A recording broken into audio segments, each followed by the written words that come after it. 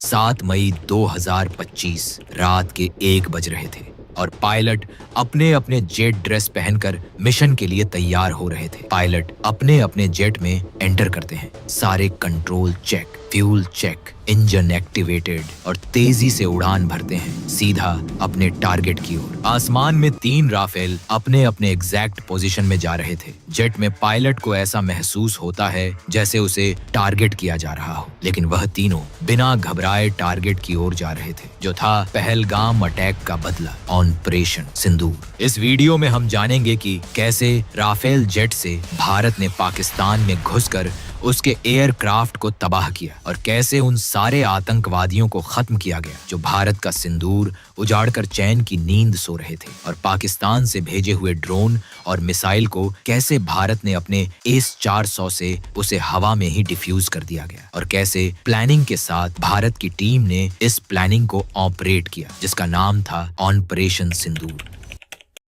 22 अप्रैल 2025 जम्मू कश्मीर के पहलगाम की वादियों में आम दिन की तरह सुबह हुई थी। टूरिस्ट तस्वीरें ले रहे थे, बच्चे हंस रहे थे, पर किसी को अंदाजा नहीं था कि कुछ ही पलों में सब कुछ बदलने वाला है। अचानक गोली की आवाज गूंजी, एक डरावना आतंकी हमला। 26 निर्दोष नागरिकों की जान चली गई। कहा गया कि अटैकर्स लोगों से उनकी पहचान पूछ रहे थे, उन्हें धमका रहे थे और डर का माहौल पैदा कर रहे थे। कुछ लोगों ने बाद में बताया कि उन्होंने चीख कर कहा था, जाकर कह दो मोदी से यह सिर्फ एक हमला नहीं था, यह एक साइकोलॉजिकल मैसेज था। पूरा देश सन्न रह गया। टीवी चैनल्स गरज रहे थे, ब्रेकिंग न्यूज लगातार चल रही थी। सोशल मीडिया पर सिर्फ एक सवाल ट्रेंड कर रहा था, अब क्या करेगा भारत? देश गुस्से में था। लोग सड़कों पर निकल आए, हर तरफ एक ही आवाज, जवाब चाहिए। उसी रात दिल्ली के साउथ ब्लॉक में एक हाई लेवल मीटिंग बुलाई गई। रूम के अंदर माहौल बिल्कुल अलग था। कोई शोर नहीं, कोई कैमरा नहीं, सिर्फ फैसला। प्रधानमंत्री नरेंद्र मोदी टेबल के हेड पर बैठे थे। National security adviser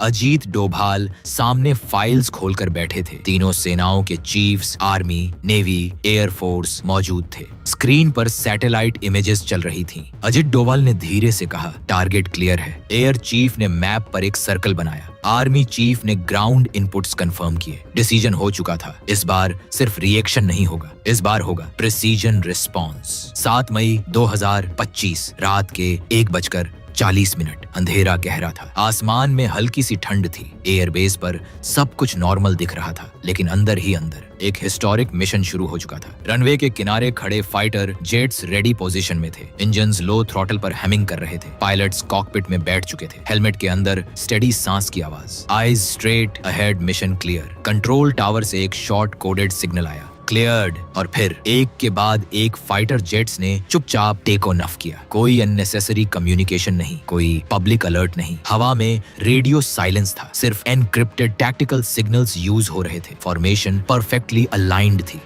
altitude calculated था, रूट प्री डिसाइडेड था। हर पायलट को अपना एग्जैक्ट रोल पता था। जैसे ही एयरक्राफ्ट ने बॉर्डर अप्रोच की, कॉकपिट स्क्रीन पर टारगेट कोऑर्डिनेट्स ब्लिंक करने लगे। टारगेट लॉक सिस्टम एक्टिवेट हुआ। Crosshair stable. ग्राउंड से फाइनल कंफर्मेशन मिला, टारगेट वेरीफाइड। 1 सेकंड का पॉज और फिर कमांड आई, फायर। मिसाइल्स रिलीज हुई। रात के अंधेरे में एक तेज लाइट स्ट्रीक हुई। High speed precision guided weapons अपने डिजिग्नेटेड कोऑर्डिनेट्स की तरफ बढ़ने लगे। सब कुछ सेकंड्स में हो रहा था। कंट्रोल रूम में स्क्रीन पर लाइव फीड चल रही थी। इम्पैक्ट काउंटडाउन 3, 2, 1 और फिर टारगेट्स हिट, एक के बाद एक confirmed strike. Total 9 designated locations neutralise की गईं। हर स्ट्राइक प्री कैलकुलेटेड थी। हर इम्पैक्ट जोन आइसोलेटेड था। Collateral damage 0। Mission timeline strict था। एंट्री से एग्जिट तक सिर्फ 23 मिनट। 23 मिनट में प्लानिंग का पूरा चैप्टर एग्जीक्यूट हो गया। स्ट्राइक के तुरंत बाद एयरक्राफ्ट ने कंट्रोल्ड टर्न लिया। रिटर्न रूट एक्टिवेट हुआ, लेकिन तभी पीछे से पाकिस्तान का एंटी क्राफ्ट सिस्टम एक्टिवेट हो जाती है। फिर PL-15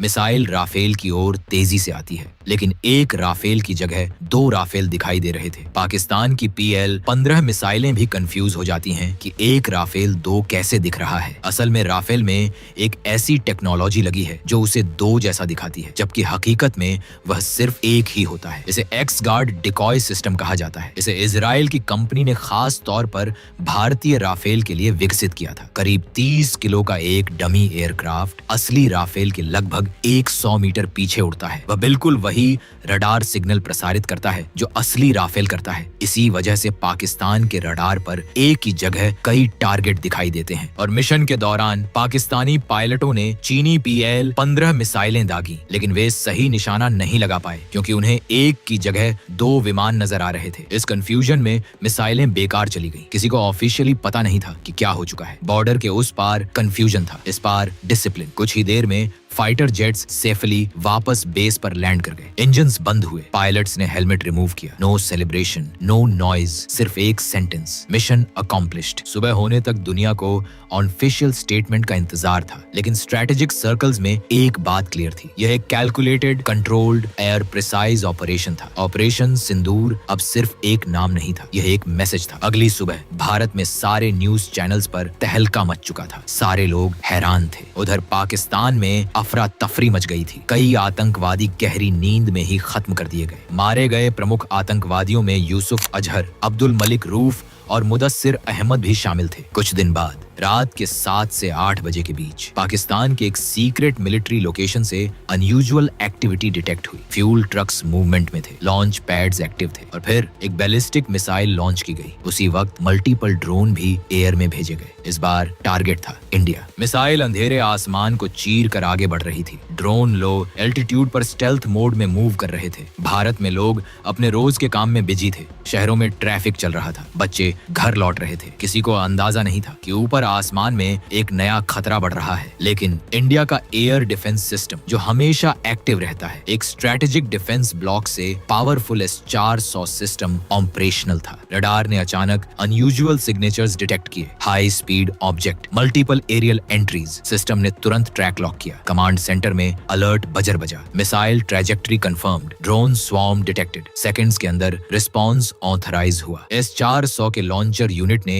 अपनी पोजीशन एडजस्ट की। एंटी मिसाइल इंटरसेप्टर स्काई की तरफ फायर हुआ। एक तेज रोशनी, एक शोर। इंटरसेप्टर सुपरसोनिक स्पीड से टारगेट की तरफ बढ़ा। सबकी नजर रडार स्क्रीन पर थी। डिस्टेंस कम होता गया और फिर डायरेक्ट हिट। आसमान में एक जबरदस्त एक्सप्लोजन हुआ। ड्रोन जलते हुए नीचे गिरा। Ballistic missile mid air intercept हो गई। Threat neutralised. इंडिया का डिफेंस शील्ड एक्टिव था। ग्राउंड पर पैनिक का मौका ही नहीं मिला। और कहानी यहाँ पर खत्म होती है। और इसके बाद पाकिस्तान इंडिया में अटैक करने से आज भी पहले 10 बार सोचता है, क्योंकि इंडिया के पास इतना ज्यादा अमाउंट में एयर डिफेंस सिस्टम है कि पाकिस्तान का सारा अटैक हवा में ही न्यूट्रलाइज कर सकती है। अगर आप भी सच्चे देशभक्त हो तो कमेंट में जय हिंद जरूर लिखना और चैनल को सब्सक्राइब जरूर से करना। ऐसी भारत की सच्ची घटना से आधारित एनिमेशन वीडियो लाता रहूंगा। जय हिंद।